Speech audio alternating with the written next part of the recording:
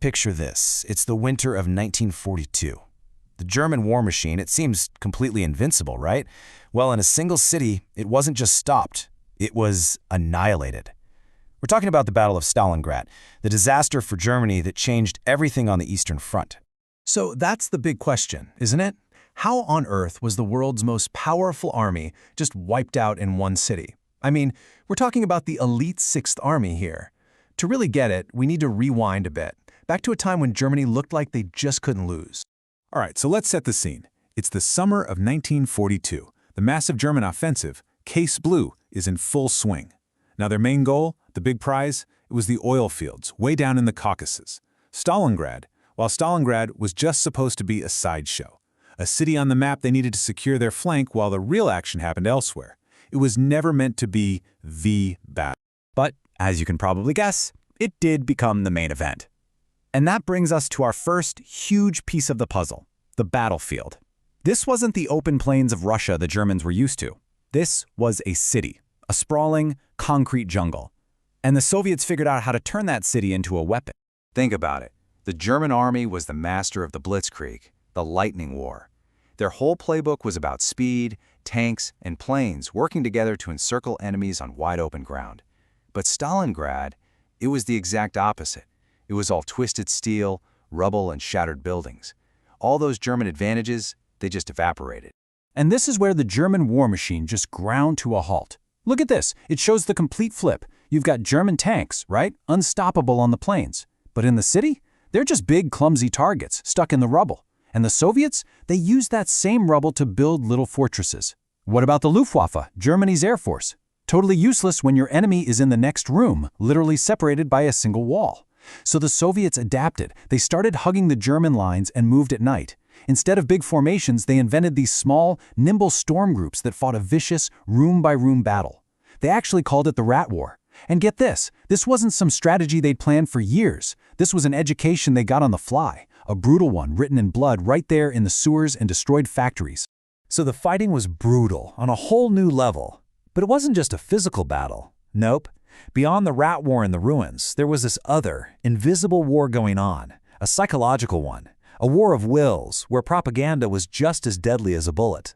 And nothing captures that more than this one order from Stalin, order number 227. Not one step back. I mean, this was absolutely ruthless. It literally gave special units the power to shoot any of their own soldiers who tried to retreat. It was the ultimate statement of their position. This city will not fall. There is no retreat. There is no going back. And you can see the two sides' approaches to this war of wills couldn't be more different. The Soviets pushed this message of a heroic, almost holy defense of the motherland. For the German soldiers, yeah, morale was sky high when they arrived. But then they got encircled. In the dead of winter, starving, low on ammo, that confidence just shattered. Back home, Nazi propaganda was trying to spin it all as some kind of noble sacrifice, but for the guys freezing in a trench, that was meaningless. In the end, the Soviet mix of patriotic inspiration and sheer terror just held together better under that incredible pressure.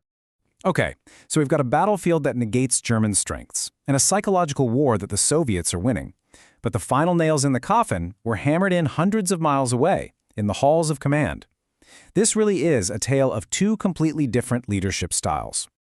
And this right here, this is just a masterclass in how to lose a battle from the top down. First, Hitler gets obsessed. He fixates on taking Stalingrad, not for strategic reasons, but because it had Stalin's name on it. It was about ego.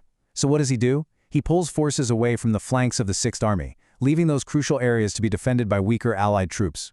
Big mistake. Third, his own generals warn him about a massive Soviet buildup on those exact flanks, and he just dismisses it. And then, the final, fatal blow, when the Soviets launch Operation Uranus and snap the trap shut, Hitler forbids General Paulus from breaking out. He literally sealed their fate from a map room far, far away. Meanwhile, on the Soviet side, something really interesting was happening.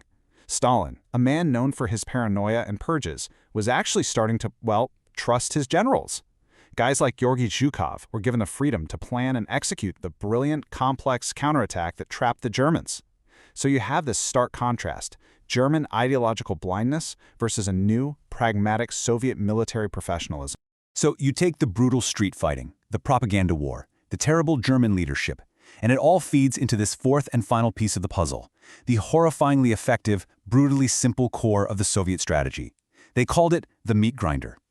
And the goal wasn't just to hold the city. The goal was to destroy the German army inside. And just so we're all on the same page, what is attrition warfare? It's a grim, simple concept. It's not about being clever. It's about bleeding our enemy dry. You make them pay in blood and steel for every single inch of ground until they physically cannot fight anymore. It's a war of resources, of bodies. And that is exactly what the Soviets were doing. All that insane, ferocious fighting inside the city, that was just bait. It was all part of a much bigger plan. They were deliberately pinning the German Sixth Army there, bleeding them, draining their manpower, their ammo, their morale, all while the real Soviet armies were gathering outside, getting ready to spring the trap. Now, once that trap snapped shut, attrition went in hyperdrive. The head of the Luftwaffe, Hermann Göring, promised Hitler he could supply the trapped army by air. Well, as you can see here, that was a complete fantasy. The Sixth Army needed at least 500 tons of supplies every single day just to survive. What did they actually get on average? 94. Not even a fifth of what they needed. They were literally starving and freezing to death, running out of everything. But we have to be clear. The cost of this victory for the Soviets was staggering, almost unimaginable. In the battle for Stalingrad and the surrounding area, their total casualties, that's soldiers killed, wounded, or missing, was over 1 million people. And when it was all finally over, in February of 1943, what was left of that mighty German Sixth Army? This. 91,000 starving, broken men surrendered. But the story doesn't end there. And this is the final chilling number. Of those 91,000 men who surrendered, who were marched off to Soviet prisoner of war camps, less than 6,000 ever saw Germany again. It was complete and utter annihilation. So let's pull it all together. How was the world's most powerful army destroyed in a single city? Well, it wasn't just one thing. It was a perfect storm. You had tactical adaptation, the Soviets turning the city into a fortress. You had psychological resilience. They just won the war of wills. You had catastrophic German leadership failures versus smart, pragmatic Soviet planning. And it was all built on top of that masterful, brutal strategy of attrition, deliberately bleeding an entire army to death. And here's why this matters so much. Stalingrad wasn't just another loss on a map. Germany lost an entire army, 250,000 of their best, most experienced soldiers, plus all their equipment. And that was a loss they could never, ever replace. From this moment on, Germany was on the defensive on the Eastern Front. The momentum of the war had shifted permanently. In the end, Stalingrad is just this timeless, brutal lesson. It shows how adaptation, morale, and leadership can completely overcome what looks like pure, unstoppable force. Which kind of leaves you with a final thought, doesn't it? Where else, maybe even today, do we see those same lessons playing out?